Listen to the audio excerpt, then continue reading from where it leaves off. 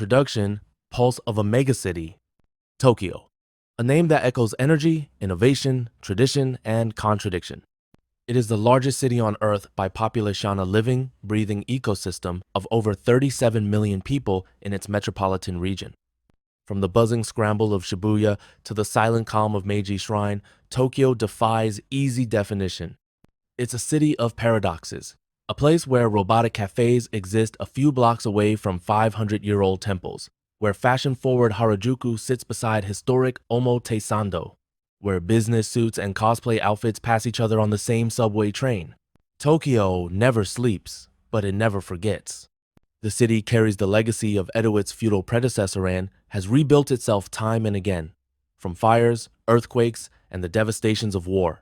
Each time, stronger. Each time, more complex. It is a city of order, of endless etiquette and clockwork precision, but also one of play, of rebellion in quiet ways through art, street fashion, and indie culture. In Tokyo, the future isn't coming, it's already here. But for all its towering skyline and tech marvels, the soul of Tokyo is human-layered in memories, rhythms, and the subtle poetry of everyday life. This is not just a city, this is Tokyo. And this is its story. From Edo to Tokyo, a brief history. Long before it became Tokyo, this city was known as Edo, a quiet fishing village on the edge of Tokyo Bay. That changed in 1603 when Tokugawa Ieyasu, the shogun, chose Edo as the seat of his military government. Over the next 250 years, Edo grew into one of the world's largest city-7 in an age when Japan was closed to the outside world. Samurai walked its narrow streets, merchants, entertainers, and artisans filled its crowded neighborhoods. The floating world of Edote ukiyo gave rise to woodblock prints, kabuki theater, and a distinct urban culture. In 1868, the Tokugawa shogunate fell and power was restored to the emperor. The imperial court moved from Kyoto to Edo. With this change, Edo was renamed Tokyo, meaning Eastern Capital. The Meiji era brought radical modernization. Railways, factories, and telegraphs transformed Tokyo into a 19th century industrial powerhouse. Western clothes, architecture, and institutions began blending with traditional Japanese customs. Yet, Tokyo's growth came at a cost. The Great Kanto earthquake of 1923 leveled much of the city, killing over 100 people. Then, in World War II, U.S. firebombing raids destroyed much of Tokyo once again. The devastation was near total. But Tokyo did what it always does. It rebuilt. By 1964, just 2 decades later, it hosted the Summer Olympics, symbolizing Japan's post-war recovery and re-entry into the world.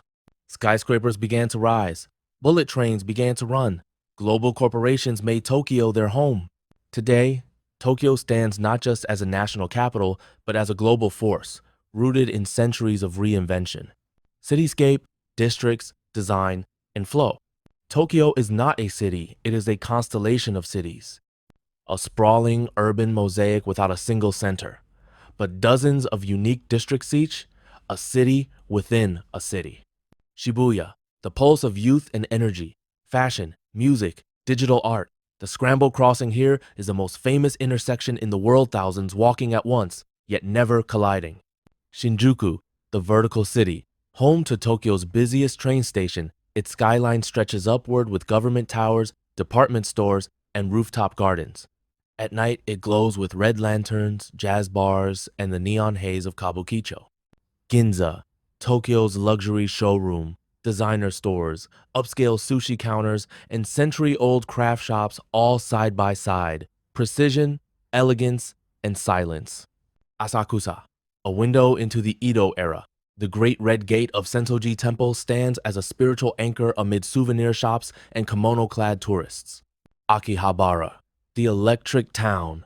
Decades ago, it was famous for black market radios and tech parts. Today, it is the mecca of anime, video games, and otaku culture. Harajuku, where Tokyo's creativity rebels. Here, teenagers express themselves in Lolita fashion, punk styles, and experimental streetwear. It is fashion without fear. Ueno, the cultural core. Museums, galleries, and a sprawling park where cherry blossoms attract millions. Nearby, Amiyoko Market bustles with post-war energy that never left. Odaiba, the future on water, an artificial island of entertainment complexes, futuristic malls, and the Gundam statue standing watch. Every district is a new chapter. Each has its own architecture, lifestyle, tempo, and between them railways, subways, bikes, taxis, and pedestrians flow with mechanical grace. Tokyo's urban design is a study in controlled chaos. Streets often have no names. Addresses can be complex, but the system works not because it's easy to understand, but because everyone understands it together. Beneath the surface lies another world, underground cities, connected malls, food courts, and train networks that keep the city moving in all weather. Above, space is optimized with vertical layering. Offices, homes, bars, shrine halls stacked like a living puzzle. In Tokyo, movement is constant. Change is natural. But each district remains distinct a living map of how a city can be many cities at once. People, life, work, and harmony. Tokyo moves with discipline, precision, quiet urgency. Each morning, over 3 million commuters pass through Shinjuku Station alone. Trains run every few minutes, perfectly timed. Passengers queue, board, and disembark in near silence. Here, punctuality isn't just polite, it's sacred. A train that departs 30 seconds early warrants a public apology. Life in Tokyo is structured, clean, and cooperative. There's little pushing, no shouting, and almost no trash on the streets because people carry it home. In this densely packed city, personal space is limited, but social harmony, known as wa, fills the gaps. At work, the Japanese salaryman is iconic. Long hours, devotion to the company, and after-hours drinking sessions are part of the expected norm. Group identity often takes precedence over personal expression, but this culture has its costs. Burnout is common. The term karoshi death from overwork is real. Still, changes are underway. Remote work is rising. Young people are questioning traditional career paths. Some prioritize mental health and flexibility over lifetime employment. In schools, students are taught discipline and community values from an early age. They clean their classrooms, they line up with care, they learn that cooperation matters more than competition. Tokyoites are known for being reserved but not unfriendly. Help is often offered before you ask. A dropped wallet is more likely to be returned than stolen. Family life here is evolving. Marriage rates are dropping. The birth rate is among the lowest in the world. Single-person households are now the norm in many parts of Tokyo. Yet, despite demographic pressures, Tokyo remains deeply human. Elderly citizens participate in community centers and local festivals. Teenagers express themselves through street fashion, art, and online subcultures. Parks, shrines, and public spaces offer moments of reflection amid the urban rush. And no matter the generation, the ritual of the evening bath ofuro remains a sacred pause at the end of the day. In Tokyo, life is demanding, fast-paced, and orderly, but it is also layered with quiet care, daily rituals, and collective rhythm. Beneath the steel and neon lives a city of people each moving forward together, but carrying their own story. Culture, tradition, in a hypermodern world. In Tokyo, tradition and technology don't compete, they coexist. A 1,000-year-old shrine can stand across the street from a high-rise LED screen. A centuries-old festival can go viral on TikTok. Culture in Tokyo is not a release, it's alive. It adapts. Traditional arts are still practiced with precision and reverence. In Asakusa, tea masters perform the Sadoteya ceremony with silent elegance. Every gesture is intentional, every moment a meditation. In Nihonbashi, craftsmen still make washi paper, lacquerware, and folding fans by hand. These aren't tourist performances, they're inherited callings. Kabuki and No theater continue to draw crowds, some in suits, some in cosplay. At the same time, Tokyo is a global capital of pop culture. Manga, once considered pulp, is now studied as literature. Anime studios produce worlds with emotional depth and philosophical weight, stories that shape imaginations worldwide.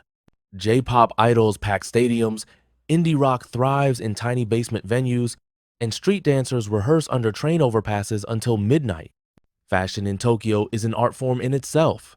In Harajuku, Lolita goths, retro futurists, and avant-garde creators showcase outfits that belong in galleries. In Ginza, minimalist designers strip fashion down to silence and shadow. Tokyo's museums house global masterpieces, but just as vital are its bookstores, vinyl shops, design cafes, and Zinni's microcultures growing in every alley. And while much of this culture is visual, Tokyo is also deeply sonic. From taiko drumming and gagaku court music to video game soundtracks and ambient street noise, the city sings 1,000 songs. In Tokyo, culture is a spectrum, from the sacred to the surreal, from the silent to the neon loud. Here, heritage isn't something to preserve in a museum, it's something to remix, reimagine, and live. Landmarks. Tokyo has many sightseeing spots, but very few of them are old. There are very few buildings in Tokyo that are more than 50 years old. Popular places for visitors range from Tokyo Tower in the center of the city to Mount Takao out in the western countryside. Tokyo Skytree is a new tower and is the tallest in Japan. Traditional religious sites such as Meiji Shrine and Sensō-ji attract many tourists. The Imperial Palace can be seen in the middle of the city, but is not open to the public.